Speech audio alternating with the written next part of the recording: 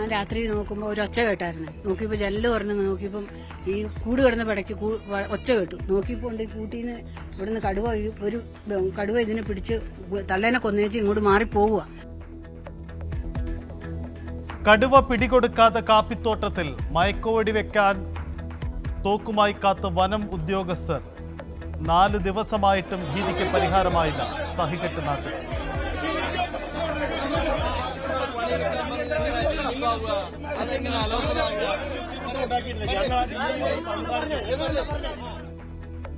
ഇന്നു തന്നെ കടുവയെ പിടിക്കാനാണ് ശ്രമിക്കുന്നതെന്ന് വയനാട് DFO. നിലവിൽ ഒരു കാപ്പിത്തോട്ടത്തിലാണ് ഇത് കണ്ടിരിക്കുന്നത്. അതുകൊണ്ടാണ് ഞാൻ പറഞ്ഞത് കാപ്പിത്തോട്ടത്തിൽ ഓപ്പൺ ഡാർട്ടിംഗ് എന്ന് പറയുന്നത് ദുഷ്കരമായിട്ടുള്ള ഒരു കാര്യമാണ്. നമുക്ക് തുറസായിട്ടുള്ള ഒരു സ്ഥലത്ത് കിട്ടുകയാണെങ്കിൽ തീർച്ചയായിട്ടും അതുമായിട്ടുള്ള ബന്ധപ്പെട്ടുള്ള കാര്യങ്ങൾ ഇന്ന് ചെയ്യുന്നതായിരിക്കും.